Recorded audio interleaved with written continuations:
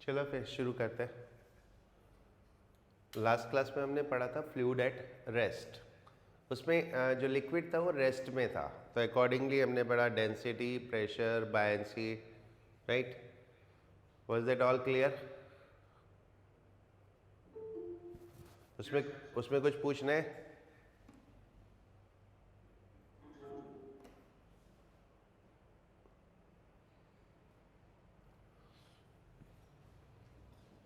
Right. अब पढ़ते हैं fluid in motion. Okay,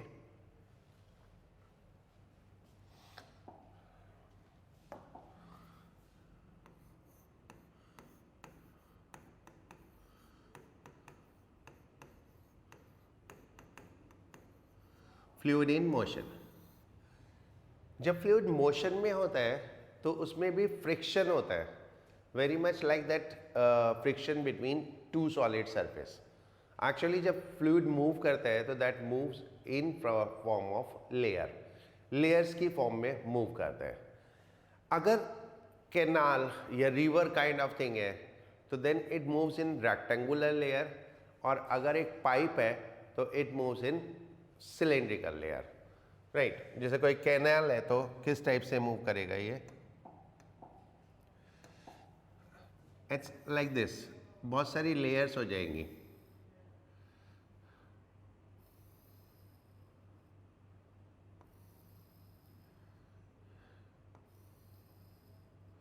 different layers, and ये लेयर्स डिफरेंट वेलोसिटीज से मूव करती हैं। ऊपर से नीचे की तरफ को वेलोसिटी कम होती जाती है। If I say this is the bottom of the river, अगर ये बॉटम है so then at the bottom velocity is zero. At this bottom velocity क्या होगी? जीरो होती है फ्लूइड की। एंड जो टॉप मोस्ट लेयर होती है उस पर वेलोसिटी सबसे ज्यादा होती है। तो यहां पर से वेलोसिटी v है, एंड दिस मान लो v माइनस डी वी, यानी ऊपर से नीचे कम होती गई वेलोसिटी, राइट। तो अकॉर्डिंगली एक लेयर दूसरी लेयर के ऊपर मूव करती है, और what we can say there is a relative motion among the layers. जो लेयर्स होती है उनके बीच में रिलेटिव मोशन होता है। If thickness of a layer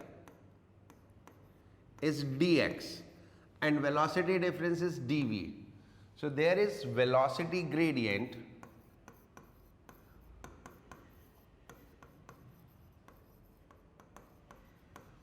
called as dv by dx, that is the velocity gradient।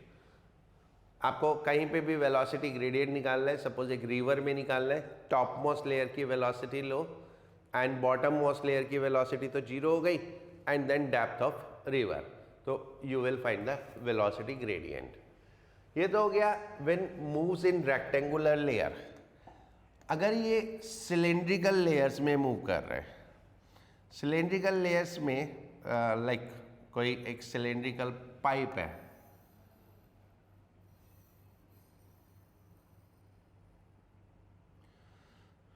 कोई एक सिलेंड्रिकल पाइप है सपोज,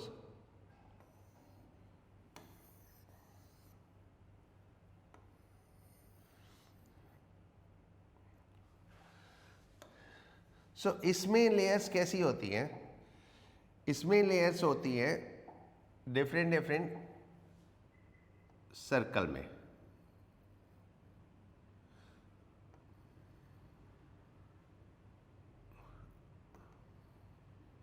राइट, इस टाइप से सिलेंड्रिकल फॉर्मेट में लेयर्स होती हैं, ठीक है।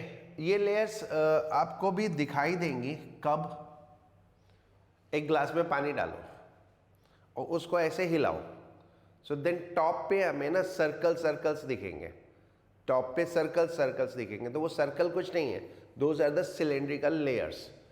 तो इन जो सिलेंड्रिकल लेयर्स होती है इसमें जो सेंटर मोस्ट होती है इसकी वेलोसिटी मैक्सिमम, एंड जो कॉर्नर मोस्ट होती है इसकी वेलोसिटी जीरो। तो अकॉर्डिंगली सिलेंड्रिकल लेयर्स की फॉर्म में मूव करता है। अगर मैं इसका एग्जैक्ट प्रोफाइल बनाऊं तो it will be something like that. ये सपोज पाइप है, तो it is something like that के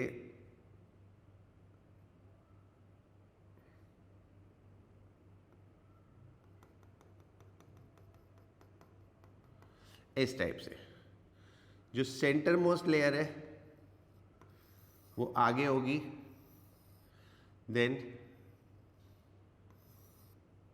दिस वे।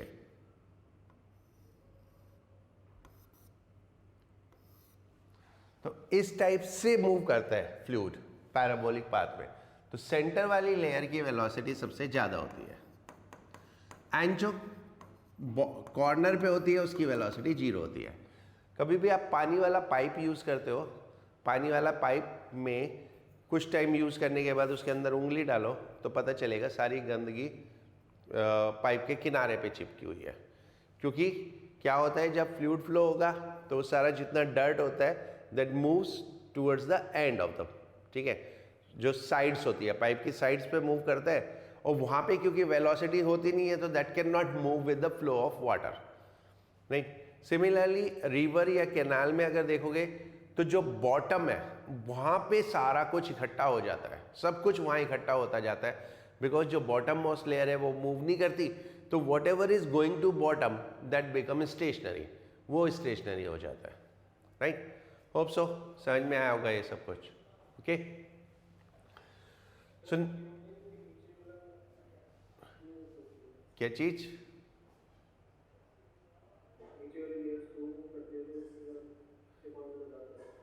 नीचे वाली लेयर्स मूव क्यों नहीं करती? हाँ, जितना नीचे जाते रहेंगे स्लो होती जाएगी, और जो बिल्कुल बॉटम पे है ना वो मूव करती ही नहीं है, ओके। बॉटम मोस्ट की वेलोसिटी 0 होती है, तो सारा कुछ नीचे जाके इकट्ठा होता रहता है, करेक्ट। अब क्योंकि एक लेयर दूसरी लेयर के ऊपर मूव कर रही है तो that is very much like the motion of an object, एक ऑब्जेक्ट दूसरे ऑब्जेक्ट के ऊपर मूव कर रहा है, तो दैट कॉजेज फ्रिक्शन, तो फ्रिक्शन होता है। इसी तरह से फ्लूइड में भी बिटवीन द लेयर्स एक फोर्स होती है that is called viscous force, इसको हम बोलते हैं viscous force, this called viscous force. And बिल्कुल सॉलिड्स की तरह ये भी टेंजेंट टू सरफेस होती है और अपोजिट टू रिलेटिव मोशन होती है, जो मोशन है उसके अपोजिट और tangent to surface. According to Newton's law,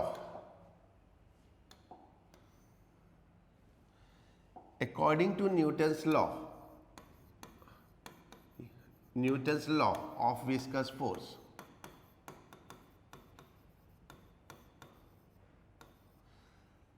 F is equal to minus eta a dv by dx। यहाँ पे dv by dx तो हो गया वेलोसिटी ग्रेडियंट, a हो गया cross section area, and eta is called coefficient of viscosity,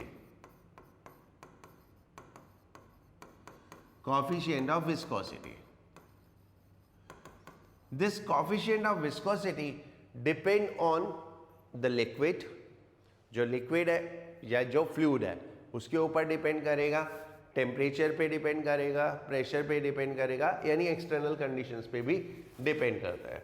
this called coefficient of viscosity in a given set of condition at a given temperature, it is constant for a liquid. जब हम temperature increase करते हैं तो viscosity decrease होती है, liquid में viscosity decrease होती है, लेकिन गैसेस में टेम्परेचर इंक्रीज करने पे विस्कोसिटी इंक्रीज होती है, right.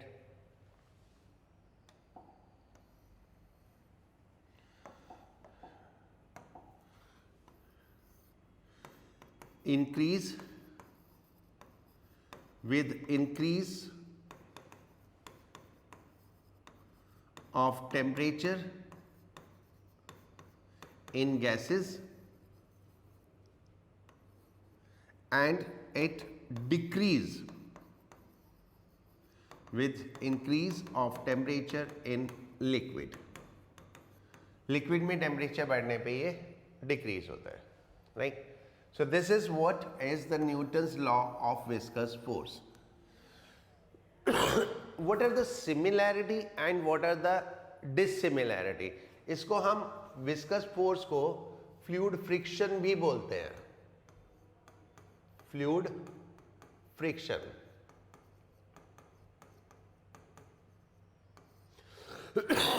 So what are the similarities and what are the dissimilarity between fluid friction and solid friction?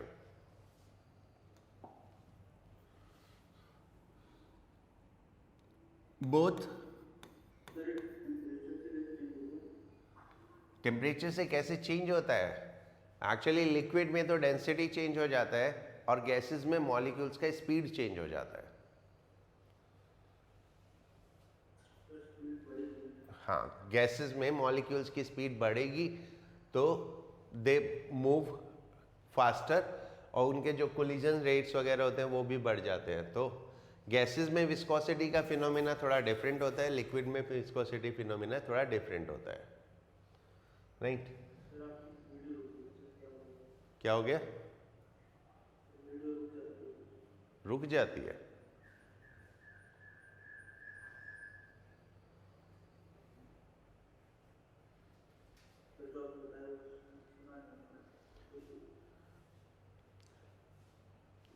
Gases में विस्कोसिटी का फिनोमेना थोड़ा डिफरेंट तरीके से होता है, लिक्विड में विस्कोसिटी का फिनोमेना थोड़ा डिफरेंट तरीके से होता है.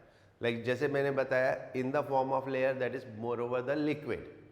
ठीक है, तो गैसेस में थोड़ा डिफरेंट होता है, वो हम पढ़ते नहीं है. बस एक जनरल एक स्टेटमेंट है कि टेम्परेचर बढ़ेगा तो गैसेस में विस्कोसिटी बढ़ जाता है. ओके, अभी मैं बात कर रहा था similarity and dissimilarity between solid friction and fluid friction. Right? So both opposite to motion, both tangent to surface.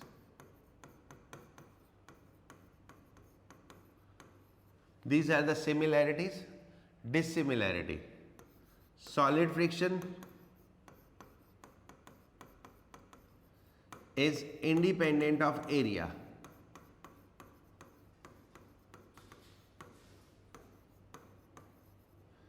but fluid friction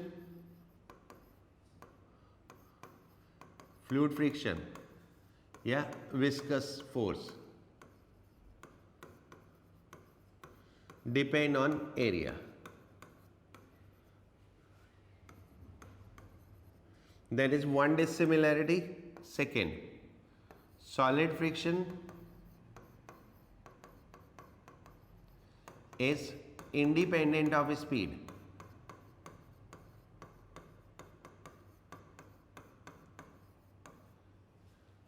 But viscous force depend on speed. तो ये दोनों डिसिमिलैरिटी है और ये दोनों सिमिलैरिटीज है. That's solid friction and fluid friction. Right?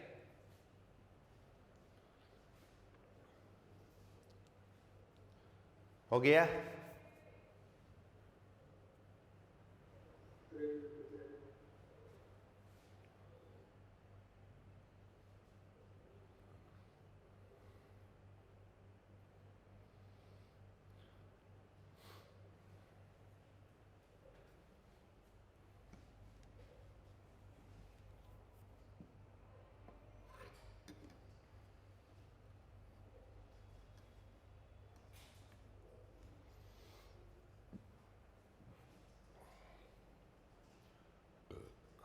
Okay. Now, let's talk about viscous drag.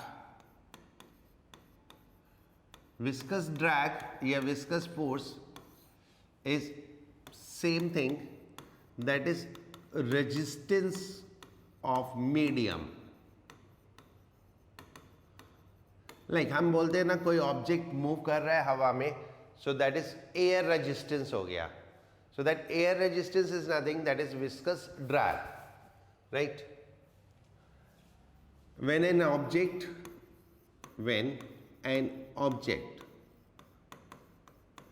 moves in viscous medium,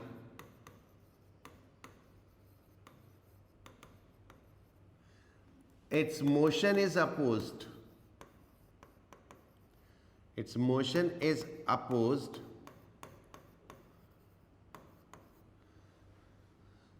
by a force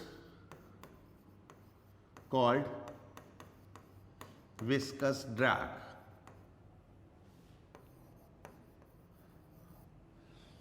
जब भी कोई ऑब्जेक्ट किसी विस्कस मीडियम में मूव करेगा तो उसका मोशन मीडियम उसके मोशन को अपोज करता है, and that opposing force is called viscous drag. इस अपोजिंग फोर्स को हम बोलते हैं विस्कस ड्रैग. नहीं, it depend on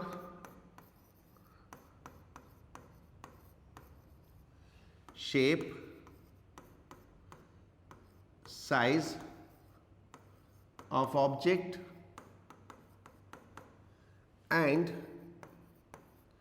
viscosity of medium.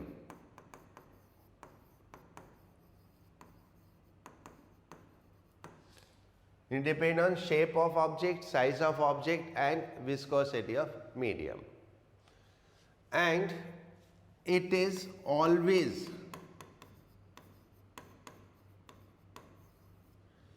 Opposite to motion of object. हमेशा ऑब्जेक्ट के मोशन के अपोजिट होगा.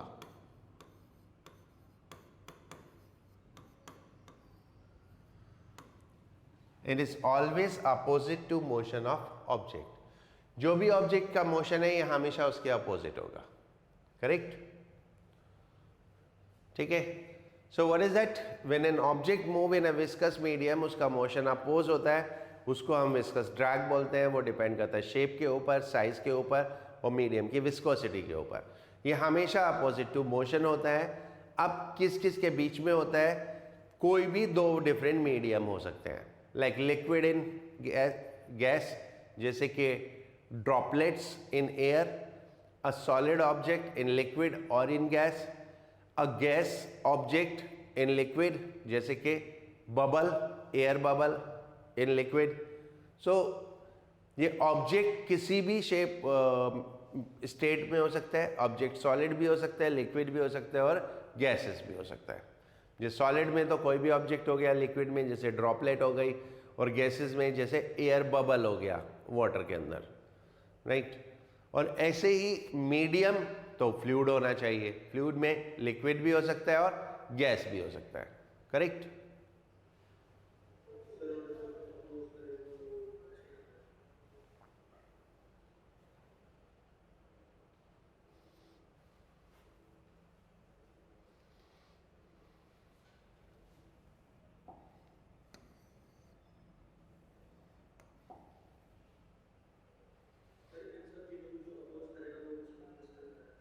क्या चीज?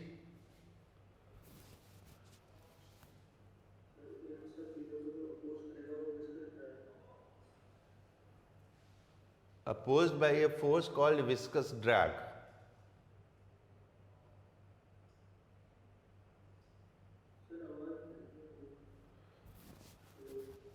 तेरी आवाज थोड़ी क्लियर नहीं आती.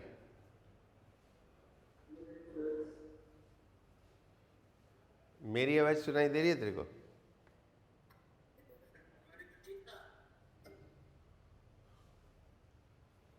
हाँ, क्या बोल रहा था?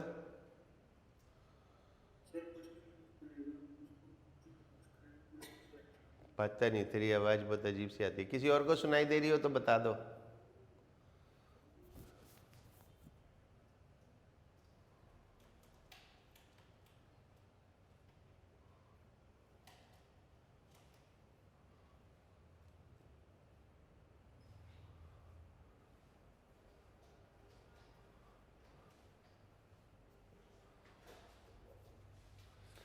चल, ये हो गया note?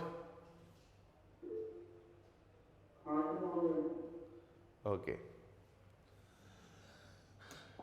Now, Stokes law.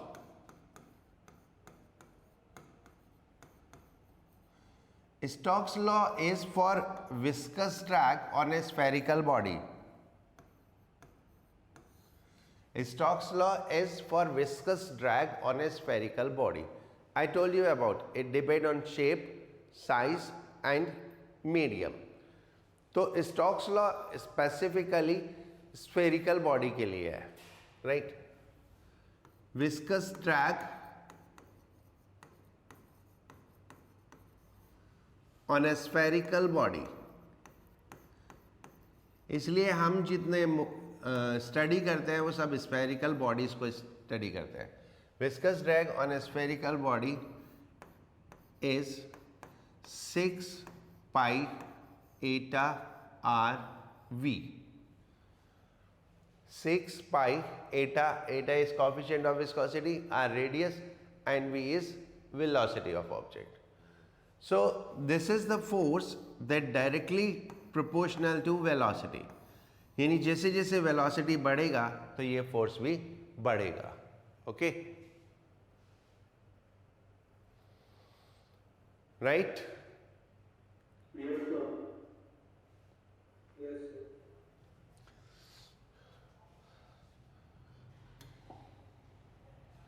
Now, terminal velocity.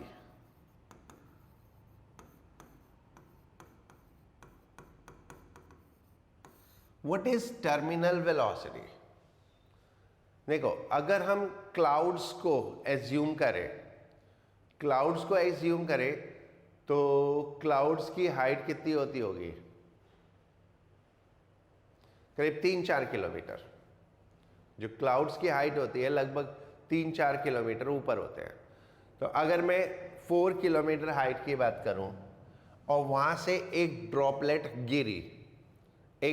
वहां से गिरे तो v is equal to √2gh अगर मैं अप्लाई करूं, सो दैट इज 2 × 10 और हाइट 4 किलोमीटर ले लो तो 4000.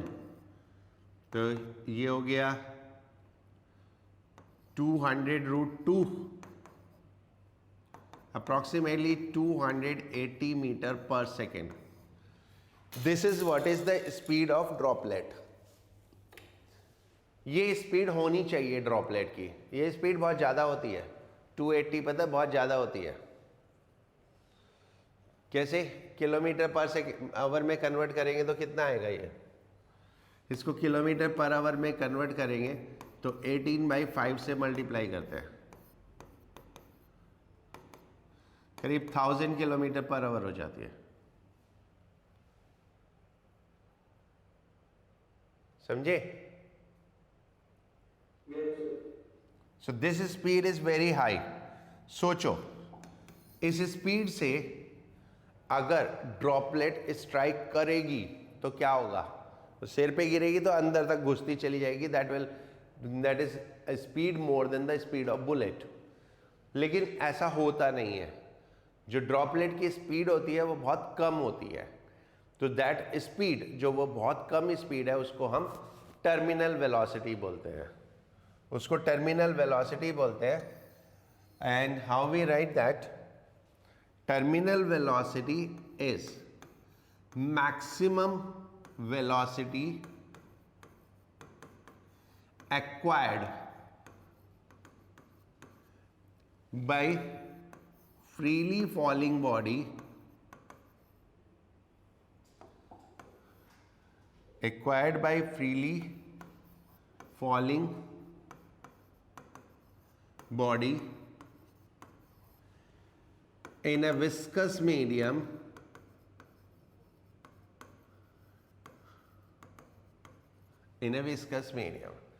राइट. अगर मैं ड्रॉपलेट की स्पीड की बात करूं तो हाउ इट गोज? इनिशियली ये स्पीड बढ़ेगी and then finally the speed will become constant. And this maximum constant velocity is called terminal velocity. इसको हम टर्मिनल वेलोसिटी बोलते हैं. तो होता क्या है? ड्रॉपलेट गिरती है और फिर एक टाइम पे उसकी वेलोसिटी कांस्टेंट हो जाती है, that maximum constant velocity is called terminal velocity. Okay, कैसे होता है ये मान लो एक ड्रॉपलेट गिरे, ड्रॉपलेट का अपना एक वेट होता है, एक बायंट फोर्स भी होती है, बायंसी लगा लो, अप थ्रस्ट लगा लो। ऑल्दो ड्रॉपलेट के केस में ये बायंसी नेग्लिजिबल होती है, बट फिर भी होती तो है। और एक हो गया विस्कस ड्रैग। अब शुरुआत में सोचो, शुरुआत में फोर्स क्या है, mg and b at t is equal to 0 अगर मैं बात करूं तो वेलोसिटी 0 है। जैसे ही ड्रॉप गिरना शुरू हुई तो वेलोसिटी 0 है, तो विस्कस ड्रैग भी 0 हुआ, क्योंकि विस्कस ड्रैग कितना होता है 6 पाई एटा rv, तो विस्कस ड्रैग 0 है एंड वेट बायंसी से ज्यादा होता है, तो नेट फोर्स हो जाएगी downward. So there will be a net force downward, because of which object velocity acquire करेगा। तो ये ड्रॉपलेट की कुछ वेलोसिटी हो जाएगी। अब वेलोसिटी होने से विस्कस फोर्स बढ़ना शुरू हो जाएगा। विस्कस फोर्स बढ़ेगा तो नेट फोर्स कम होना शुरू हो जाएगा। नेट फोर्स है कितना, नेट फोर्स है mg minus buoyancy minus viscous drag. तो अब विस्कस ड्रैग अगर बढ़ेगा तो नेट फोर्स कम हो जाएगा। नेट फोर्स डिक्रीज हुआ तो एक्सेलरेशन डिक्रीज होगा। डिक्रीज ही तो हुआ बट एक्सेलरेशन तो है। ओके, रिपीट कर देता हूं। इनिशियली नेट फोर्स क्या है, mg माइनस b, क्योंकि विस्कस ड्रैग तो 0 है। अब वेट बायंसी से ज्यादा होता है, तो कुछ फोर्स हो गई डाउनवर्ड, उससे एक्सेलरेशन हो गया और उससे स्पीड मिल गई। अब जैसे ही इसको स्पीड मिली तो विस्कस ड्रैग बढ़ना शुरू हो गया। विस्कस ड्रैग कितना होता है 6 पाई 8 rv, तो विस्कस ड्रैग बढ़ेगा। विस्कस ड्रैग बढ़ेगा तो नेट फोर्स कम हो जाएगी। नेट फोर्स कम हो गई तो एक्सेलरेशन कम हो जाएगा। अभी एक्सेलरेशन कम हुआ है, एक्सेलरेशन तो है ना, तो स्पीड अभी बढ़ेगी, क्योंकि एक्सेलरेशन तो है, तो स्पीड और बढ़ेगी। स्पीड और बढ़ेगी तो विस्कस ड्रैग और बढ़ेगा और फिर फोर्स और कम हो जाएगी। फिर finally at one point net force 0 हो जाएगी। एक पॉइंट पे आके नेट फोर्स 0 हो गई।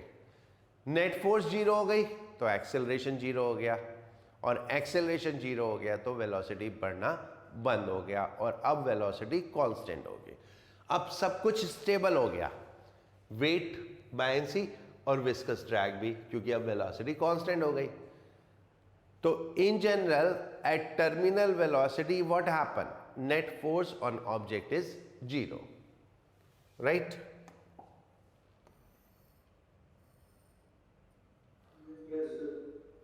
Okay, so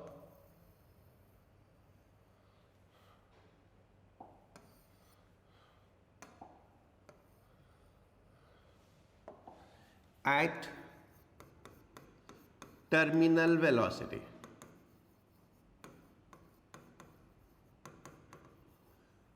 net force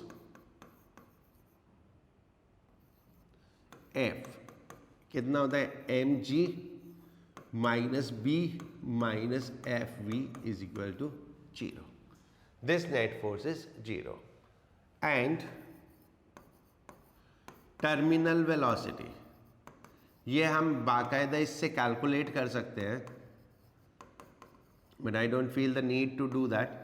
जो टर्मिनल वेलोसिटी होती है वो होती है 2/9 eta R square rho minus sigma ji.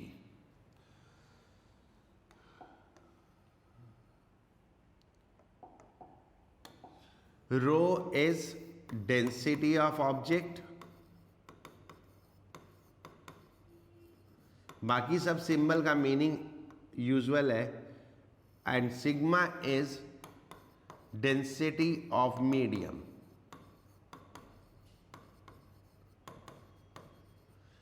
In case of droplet, density droplet की होती है 1000, तो एयर की डेंसिटी को हम नेग्लेक्ट भी कर सकते हैं, right. So this is what is the relation for terminal velocity. Okay,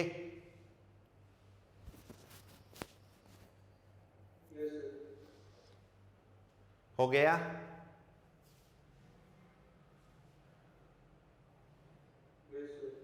right.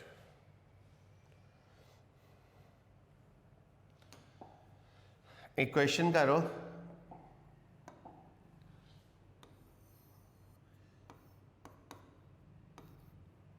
1 mm की ड्रॉपलेट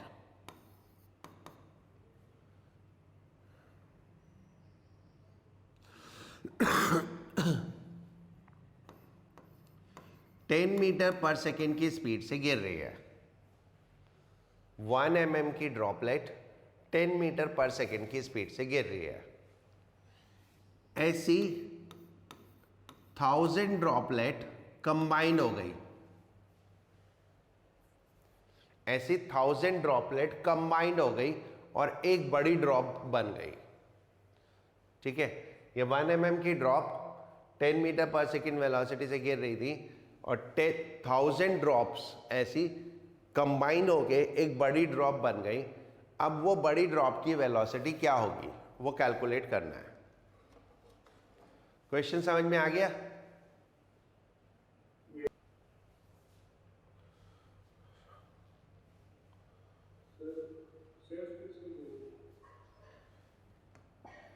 राइट।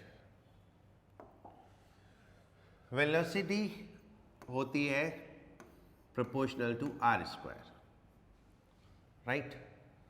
तो v1 upon v2 is equal to r upon r square. तो आपको बड़ी ड्रॉप का रेडियस चाहिए। ये लिक्विड है, कंप्रेसिबल नहीं होता, तो वॉल्यूम कांस्टेंट रहेगा। तो volume of big drop is equal to 1000 times of volume of small drop। तो बड़ी ड्रॉप का जो रेडियस होगा वो 10 टाइम्स ऑफ स्मॉल ड्रॉप होगा, राइट। तो ये थी 10, देन v2 हमें निकालना है, दैट्स r अपॉन 10 r का square. So that will be 1000 metre per second, right. ऐसे कैलकुलेशन से निकाल सकते हैं। ओके,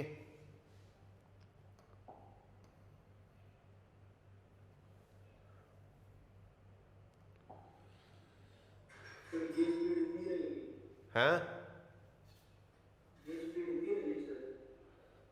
ये स्पीड, हाँ मतलब बढ़ जाएगी, रेडियस बढ़ गया और स्पीड क्या है, स्क्वायर ऑफ रेडियस। तो पहले 10 थी, मैंने 1000 ड्रॉप बोला, 1000 ड्रॉप कंबाइन नहीं होती, मैंने तो कैलकुलेशन कन्वीनियंस के लिए बोला। बट जैसे 2 ड्रॉप कंबाइन हो गई या 4 ड्रॉप कंबाइन हो गई तो वो एक बड़ी ड्रॉप बन जाएगी ना, और रेडियस के स्क्वायर पे, यानी जितना बड़ा साइज का ऑब्जेक्ट उतनी ज़्यादा terminal velocity.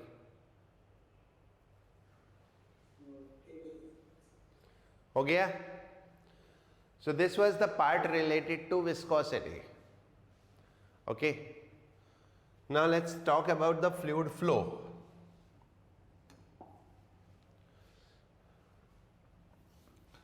Rate of fluid flow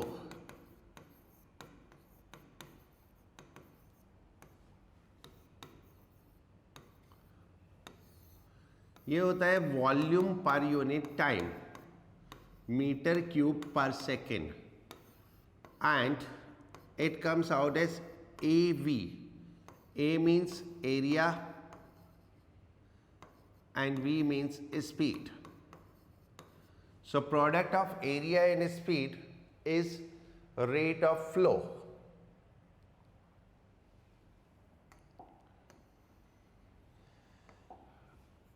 For non-compressible fluid. Non-compressible means the volume do not change. जैसे गैसेस है, गैसेस में तो प्रेशर बढ़ा दो तो वॉल्यूम चेंज हो जाता है. तो non compressible like liquid is non compressible. अगर आप कंप्रेस भी करते हो तो वॉल्यूम सेम रहता है. तो for non compressible fluid AV is equal to constant. इसको हम बोलते हैं इक्वेशन ऑफ कंटिन्यूटी.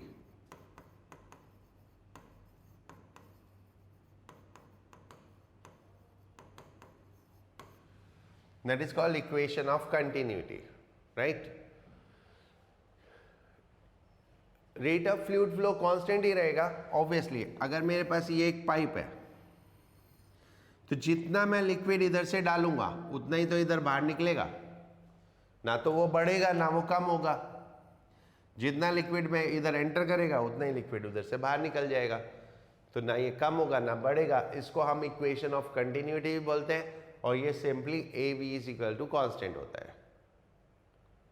करेक्ट?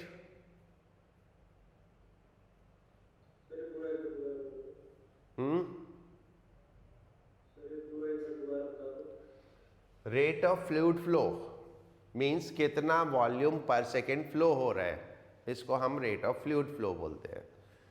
तो वॉल्यूम पर यूनिट टाइम, इसको जब हम कैलकुलेट करते हैं तो ये आता है area into velocity. That comes out as area into velocity. क्योंकि वॉल्यूम क्या होगा, वॉल्यूम होता है एरिया इंटू डिस्टेंस, और डिस्टेंस अपॉन टाइम क्या हो गया, वेलोसिटी हो गया. तो एरिया इंटू वेलोसिटी. और अगर फ्लूइड नॉन कंप्रेसिबल है, जैसे कि गैसेस तो कंप्रेस हो जाती है, अगर नॉन कंप्रेसिबल है तो वॉल्यूम सेम रहेगा. वॉल्यूम सेम रहेगा तो जितना इधर से डालेंगे उतना ही पाइप में उधर से बाहर निकलेगा. भाई इधर से अगर हमने 10 लीटर फ्लूइड डाला तो इधर से ज़्यादा थोड़ी निकल सकता है, 10 लीटर ही निकलेगा ना. So that is what is called as equation of continuity. And according to equation of continuity this product of area and velocity remain constant. The product of area and velocity is constant. Correct? सिर्फ non compressible के लिए. Compressible हो गया तो नहीं होगा. Compressible हो जाएगा तो वॉल्यूम चेंज हो जाएगा ना. अगर गैस को कंप्रेस कर दोगे तो अभी वॉल्यूम 5 मीटर क्यूब तक, कंप्रेस कर दिया तो 2.5 मीटर क्यूब हो गया. तो इधर से 5 मीटर क्यूब डालेंगे उधर 2.5 निकलेगी.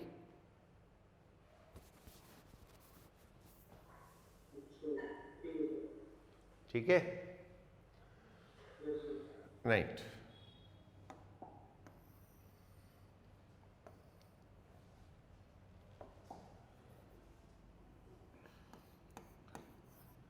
Types of flow.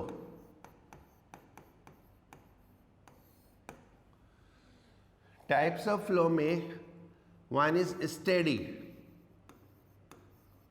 और streamline flow. One is steady flow और स्ट्रीमलाइन फ्लो. स्ट्रीमलाइन या स्टेडी फ्लो होता है जिसमें आगे वाले पीछे वाले मॉलिक्यूल आगे वालों को फॉलो करते हैं. लाइक ये एक स्ट्रीम है, इस टाइप से जा रही है, तो जो भी मॉलिक्यूल होगा वो यहाँ पे वो इसी स्पीड से जाएगा और इसी डायरेक्शन में जाएगा. तो स्टेडी फ्लो या स्ट्रीमलाइन फ्लो में पीछे वाले पार्टिकल आगे वालों को एज इट इज फॉलो करते हैं. जैसे चींटियों का मोशन देखा होगा, चींटियां मूव करती हैं, राइट? तो आगे वाली चींटी अगर ऐसे मुड़ गई तो पीछे वाली भी ऐसे मुड़ती चली जाएंगी. सो this is called the streamline flow. And then another is turbulent flow. Turbulent flow is what? Random flow of particles.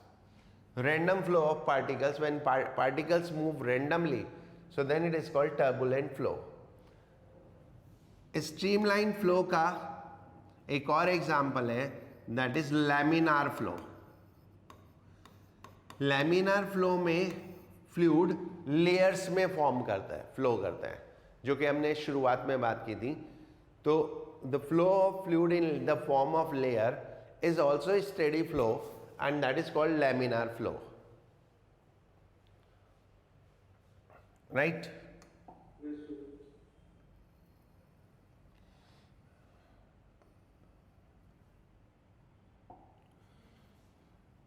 For a steady flow,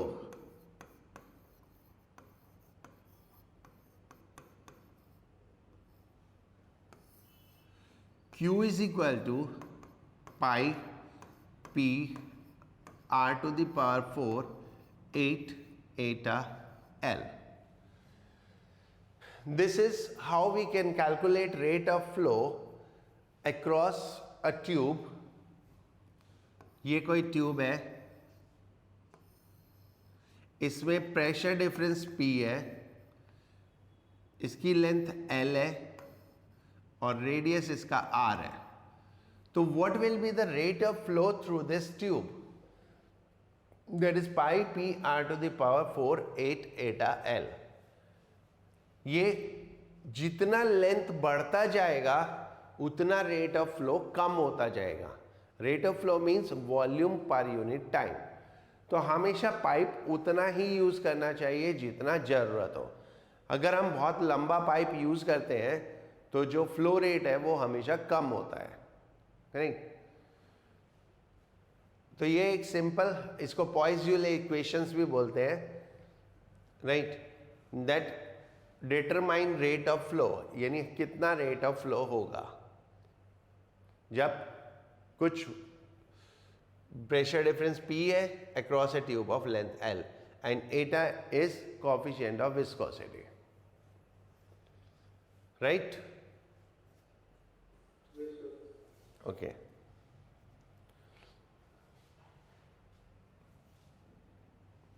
इसका मैं एक क्वेश्चन कर रहा हूं, वो देखो.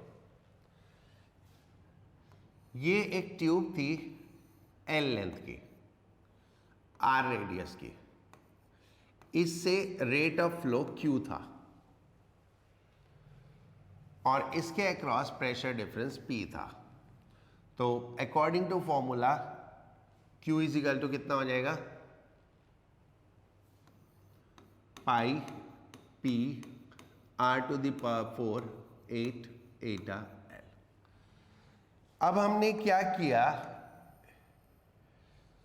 इस ट्यूब के सीरीज में एक और ट्यूब ऐड कर दी, सेम L लेंथ की, बट इसका रेडियस R था और इसका रेडियस R/2 है. हमको पता है अगर ट्यूब लेंथ लंबी हो जाएगी तो रेट ऑफ फ्लो कम हो जाएगा, बट अब हमें निकालना है रेट ऑफ फ्लो कितना होगा. तो इसमें दो चीजें आएंगी. एक तो प्रेशर डिफरेंस किस तरह से डिस्ट्रीब्यूट होता है, यानी प्रेशर कैसे डिस्ट्रीब्यूट होता है. तो ये मान लेते A B और ये C. तो इस पोर्शन में प्रेशर डिफरेंस P1 है और इस पोर्शन में प्रेशर डिफरेंस P2 है. क्योंकि एक्चुअल प्रेशर P था तो P1 plus P2 should be equal to P, यानी जो टोटल प्रेशर डिफरेंस था अब वो दो पार्ट में डिवाइड हो गया, दोनों ट्यूब में डिवाइड हो गया. एक ट्यूब में P1, दूसरी ट्यूब में P2. Okay. Now let us assume the flow rate is Q dash.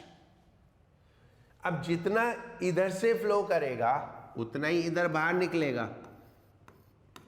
तो दोनों ही ट्यूब में जो फ्लो रेट है वो सेम होगा. तो इसको हम इक्वेट कर देते हैं, right? Q1 is equal to Q2, जो कि हमने कितना लिया? Q dash. अब यहां पे फॉर्मूला रखो. पाई P1 R to the power 4 8 eta L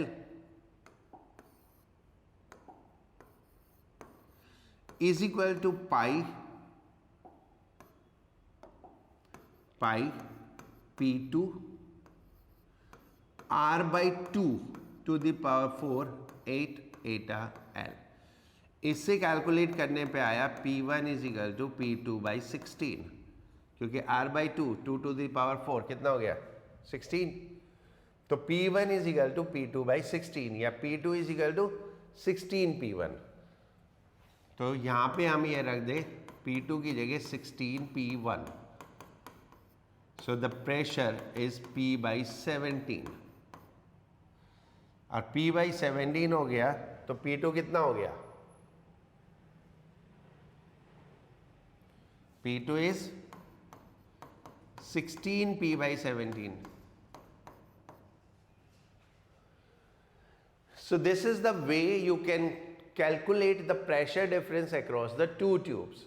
दोनों ट्यूब्स के अक्रॉस प्रेशर डिफरेंस कैलकुलेट कर सकते हैं। तो फर्स्ट वाले में कितना प्रेशर है P by 17 और दूसरे वाले में 16 P by 17। अब आपको रेट ऑफ फ्लो निकालना है तो किसी भी एक फॉर्मूले में रख के कैलकुलेट कर लो, किसी भी एक फॉर्मूले में, like Q dash is equal to pi P1 R to the power 4 8 eta L और P1 की वैल्यू रखेंगे तो P by 17 R to the power 4 8 eta L और ये कितना था, so this comes out as Q by 17। तो यानी जो रेट ऑफ फ्लो है वो इनिशियल का 1 by 17 हो जाएगा, जो इनिशियल रेट ऑफ फ्लो था उसका 1 by 17 हो जाएगा इसको ट्यूब को ऐड करने से, राइट। नोट कर लो ये।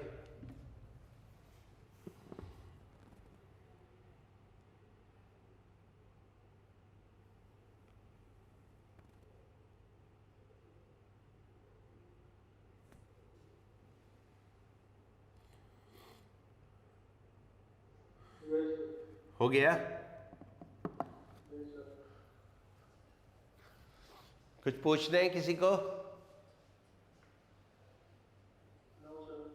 नहीं। नाउ इस पार्ट में the last is Bernoulli's theorem.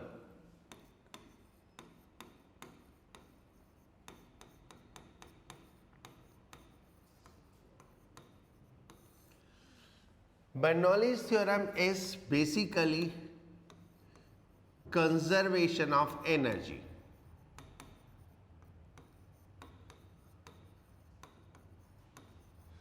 Bernoulli theorem is nothing that is simply conservation of energy. Like जो भी हमने मान लो ये एक हमारा ट्यूब है, अगर हम बात करें ग्राउंड लेवल से इसकी हाइट h1 है, इसकी हाइट h2 है, यहाँ पे स्पीड v1 है, यहाँ पे स्पीड v2 है, करेक्ट। यहाँ पे प्रेशर P1 है और यहाँ पे प्रेशर P2 है। So this is what, because of pressure some work is being done, कुछ वर्क कर रहे हैं। अगर हमें फ्लूइड फ्लो कराना है तो कुछ वर्क तो करना पड़ेगा। जो वर्क है वो काइनेटिक एनर्जी में जाएगा और पोटेंशियल एनर्जी में जाएगा, राइट, पर यूनिट वॉल्यूम। या ऐसे ही रहने दो। जो टोटल वर्क है उसका कुछ पार्ट काइनेटिक एनर्जी में जाएगा और कुछ पार्ट पोटेंशियल एनर्जी में जाएगा। So this is what simply the conservation of energy. अगर हम वर्क की बात करें तो that will comes out as P1 minus P2 V, क्योंकि प्रेशर डिफरेंस कितना है P1 एंड P2, तो P1 माइनस P2 V। अगर काइनेटिक एनर्जी की बात करें तो half m v2 square minus v1 square. और पोटेंशियल एनर्जी की बात करें तो mg h2 माइनस h1। इसको पूरा v से डिवाइड कर दो, लाइक ये v यहां से हटा के यहां ले आए तो मास अपॉन वॉल्यूम क्या हो जाता है? Density. So accordingly this equation will become P1 plus half rho V1 square plus rho G H1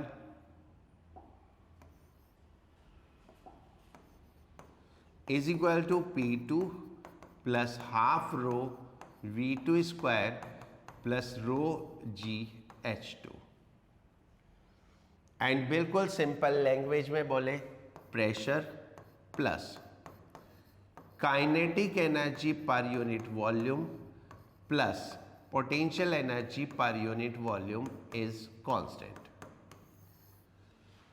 the sum of pressure, kinetic energy per unit volume and potential energy per unit volume remain constant. So this Bernoulli theorem is nothing, that is simply a theorem of conservation of energy, right?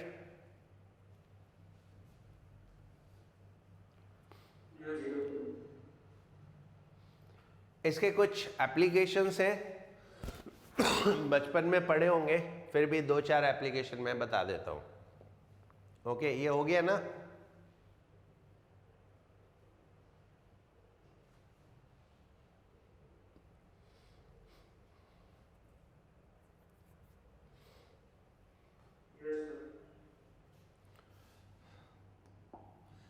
Application of Bernoulli theorem, जो एरोलिफ्ट बोलते हैं, एरोलिफ्ट that is aeroplane जो fly करता है। तो aeroplane का जो wing होता है उसकी कंस्ट्रक्शन कुछ ऐसे होती है। इनफैक्ट जो भी एरोडायनामिक सिस्टम्स होते हैं उनकी कंस्ट्रक्शन कुछ इस टाइप से होती है। अगर आप कार भी देखो ना तो वो इस टाइप से होती हैं, ऊपर से ऑलमोस्ट ऐसी होती हैं, करेक्ट? तो इसमें क्या होता है, जब एयर फ्लो होगा तो ऊपर एयर को डिस्टेंस ज्यादा चलना पड़ता है, तो विंग के ऊपर एयर स्पीड ज्यादा होती है और विंग के नीचे एयर स्पीड कम होती है। And if we talk about Bernoulli's theorem, तो इसमें हाइट का तो कोई कॉन्सेप्ट है नहीं, P plus half rho V square फिर भी plus rho g h is equal to constant. तो अगर स्पीड कम हो जाएगी तो प्रेशर बढ़ जाएगा। तो एट दिस पॉइंट प्रेशर ज्यादा होगा, तो यहां पर और यहां पर नीचे प्रेशर ज्यादा होगा, ऊपर प्रेशर कम होगा, तो एक अपवर्ड फोर्स लगेगी which will lift the aeroplane, जो एरोप्लेन को लिफ्ट करेगी। एंड दैट्स व्हाई किसी भी एरोप्लेन को लिफ्ट लेने के लिए एक पर्टिकुलर स्पीड तक पहुंचना पड़ता है। जब वो एक पर्टिकुलर स्पीड पे पहुंच जाता है तब वो लिफ्ट ले सकता है, एंड वो स्पीड होती है लगभग 250 किलोमीटर पर सेकेंड, राइट? लगभग 250 किलोमीटर पर सेकेंड होती है। ओके, ये तो दिस इज एरोफॉइल भी बोलते हैं, लिफ्ट ऑफ एरोप्लेन भी बोल सकते हो। समझ में आया?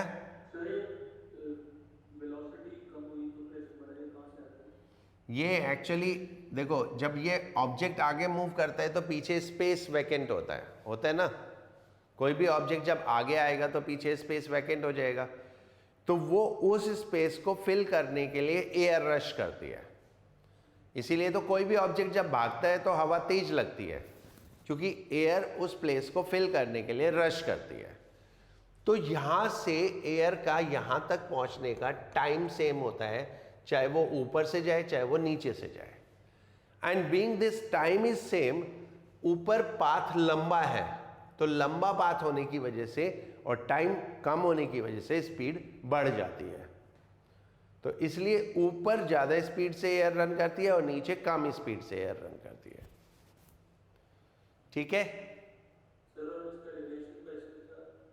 क्या चीज?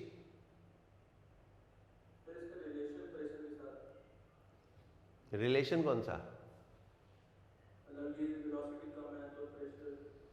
यही तो है, ये बर्नौली थ्योरम है ना। बर्नौली थ्योरम से इन तीनों में से कोई भी एक चीज चेंज होगी तो बाकी दोनों चीज चेंज हो जाएंगी। तो अगर वेलोसिटी कम हो गई तो प्रेशर ज़्यादा हो जाएगा, और वेलोसिटी ज़्यादा हो गई तो प्रेशर कम हो जाएगा। तो नीचे वेलोसिटी कम है तो इसलिए प्रेशर ज़्यादा है।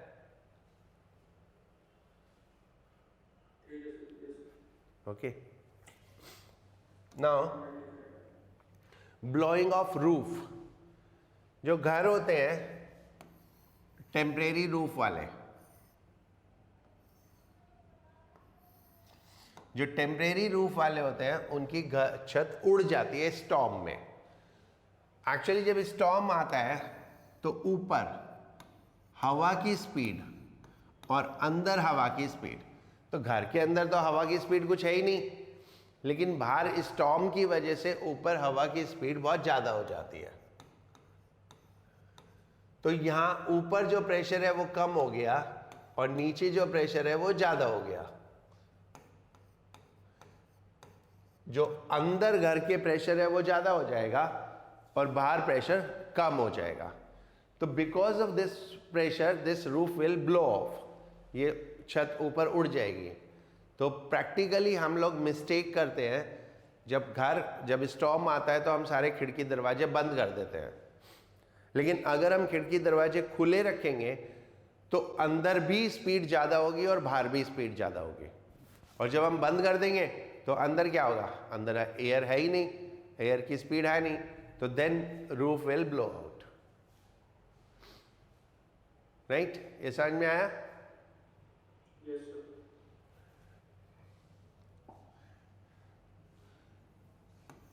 मूविंग ऑफ टू पैरेलल बस। अगर दो बसेस एक दूसरे के पैरेलल मूव कर रही हैं, that can be the case of boats also.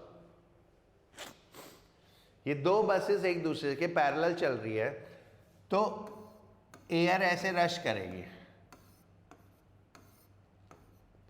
Right? अब देखो बीच में तो एयर दोनों बसेस की वजह से है और साइड में एयर इंडिविजुअल बस की वजह से है। तो ऑब्वियसली बीच में एयर स्पीड ज़्यादा हो जाएगी, और बीच में एयर स्पीड ज़्यादा हो गई तो प्रेशर कम हो जाएगा।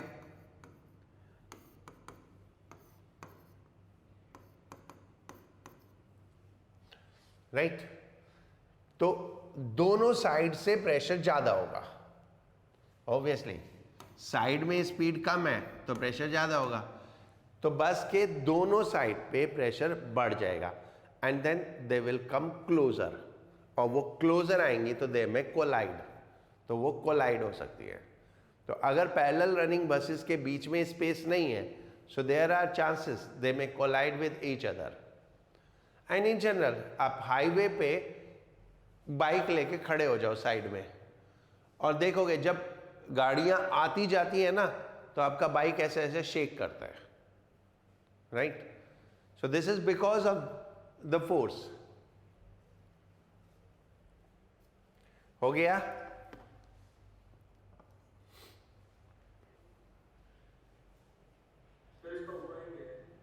हाँ, उपाय कुछ नहीं, डिस्टेंस ज्यादा रखो।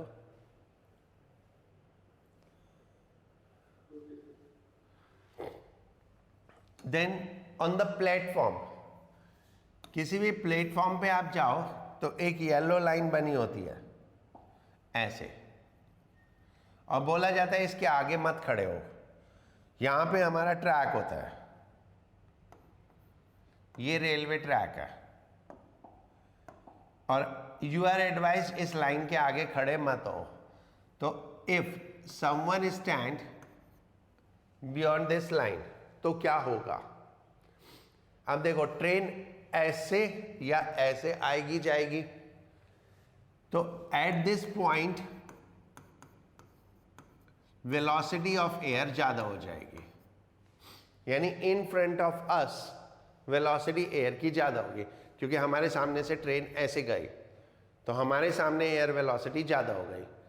एयर वेलोसिटी ज्यादा हो गई तो हमारे सामने प्रेशर कम हो गया।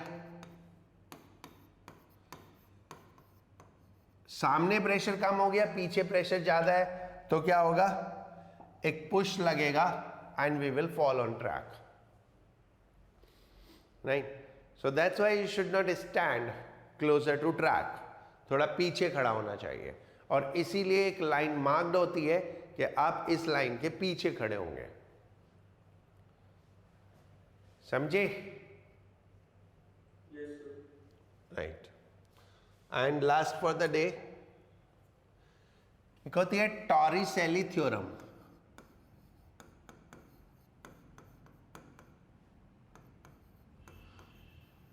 ये भी बर्नौली थ्योरम का एग्जाम्पल है। Torricelli theorem, what this theorem says, अगर ये कंटेनर है